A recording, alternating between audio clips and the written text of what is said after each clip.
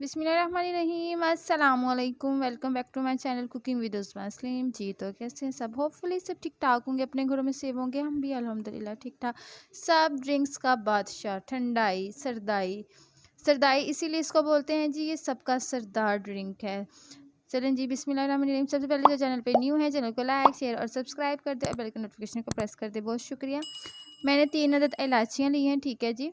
मैंने उनको सबसे पहले मैंने उनको दोरी के अंदर, कुंडी के अंदर मैंने उनको मैश किया है, ठीक है जी। कुछ इस तरह से मैश करना है। और जब भी आपने सरदाई या ठंडाई बनाने के लिए जो भी कुंडी इस्तेमाल करनी है, आपने देखना है कि पहली बात तो ये कि सरदाई बनाने के लिए, ठंडाई बनाने के लिए जो कुंडी, जो दोरी इस्तेमाल होती है, वो नॉर्मल कुंडियों से अलग होती है। देख सकते हैं आप इसका नीचे वाला स्ट्रक्चर किस तरह फ्लावर्स बने हुए हैं, मतलब कुछ भी टाइप का डिज़ाइन बना होता है, लेकिन उसके अंदर डिज़ाइन इसलिए बना होता है ताकि वो अच्छे से मैश हो सके चीज़। ठीक है ना, समझ आ रही है ना मेरी बात?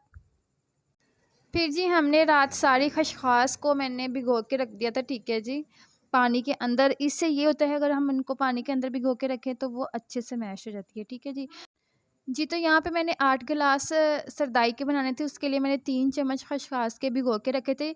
हमने ये ज़्यादा इस्तेमाल नहीं करनी, ठीक है जी, बहुत ज़्यादा ये इस्तेमाल नहीं होती, कम क्वांटिटी में इस्तेमाल होती है, ठीक है। इलायची ऑप्शनल है, इलायची हमने जायके के लिए, फ्लेवर के लिए इस्तेमाल करनी होती है, वो आप पे डिपेंड करता है आपको कितना फ्लेवर पसंद है। अगर आपको इलायची का फ्लेवर नहीं पसंद तो आप नहीं भी यूज़ करें, ठीक है जी, लेकिन खसखस मस्ट है, ठीक है जी। उसके बाद मैंने बादाम भिगोए हैं, ठीक है जी, बादाम मैंने ऐड कर दिए हैं। बादाम को भी हमने अच्छे से मैश करना है। खसखस जब भी आपने इस्तेमाल करनी है, ठीक है जी, जब भी अपने फर्स्ट टाइम मार्केट से लेके आनी है तो इसको धोना बहुत ज़रूरी है। 6 से 7 दफ़ा भी धोए ना तो इसके अंदर से बहुत ज़्यादा मिट्टी निकलती है। आपने एक ही दफ़ा सारी खसखस को अच्छे से धो लेना है, फिर एक डिब्बे में, एक शॉपर में डाल के रख लेना है और रोज़ के रोज़ अपनी ज़रूरत के मुताबिक चम्मच भिगो के रख देनी है। भिगो के हम तो इसलिए रखते हैं कि ये अच्छे से फिर ईज़िली मैश हो जाती है, ठीक है जी। बादाम भी हमने सारी रात भिगो के रखे हुए थे, फिर हमने उनको पील ऑफ कर दिया, उनका छिलका उतार दिया।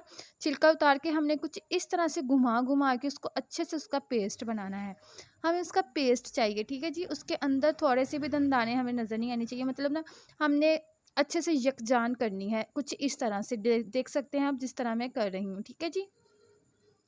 बहुत ही ज़बरदस्त, बहुत ही रिफ़्रेशिंग, आपके अंदर से ढूँढ-ढूँढ के ये गर्मी निकालता है ड्रिंक, बहुत ही इफ़ेक्टिव है। जैसे ही आप इसको पिएँगे, आपकी आँखें एक दफ़ा ज़रूर खुल जाएँगी।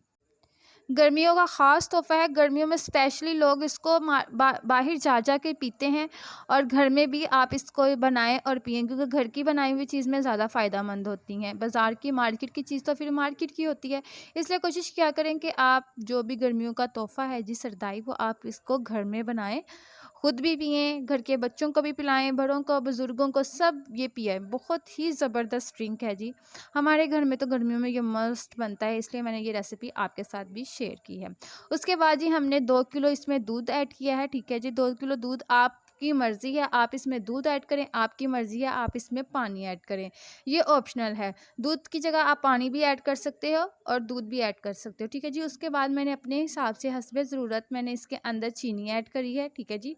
चीनी आपको ऑप्शनल है, आपको जितनी चीनी पसंद है, जितना मीठा पसंद है, आपने उतना ही इसके अंदर ऐड करना है, ठीक है जी। चीनी डालने के बाद हमने इसको अच्छे से मैश करना है। ज़रा-सा भी हमने चीनी को नीचे नहीं रहने देना, नहीं तो वो क्रच वाली फीलिंग्स आएँगी। उसके बाद जी हमने इसके अंदर बर्फ़ ऐड कर दिया। बहुत ही मज़ेदार, रिफ्रेशिंग, यम्मी वाला ड्रिंक है जी। बर्फ़ डाल के ये ठंडा-ठंडा पीने का तो फिर मज़ा ही अपना है, ठीक है जी। मुझे उम्मीद है जी मेरी आज की रेसिपी आपको बहुत पसंद आएगी। अपनी दुआ में कुकिंग विद उज़्मा सलीम को याद रखिएगा। रेसिपी पसंद आए तो लाइक, शेयर और सब्सक्राइब और कमेंट ज़रूर कर दीजिएगा। अब मिलेंगे आपके साथ नेक्स्ट रेसिपी में, तब तक के लिए अल्लाह हाफ़िज़।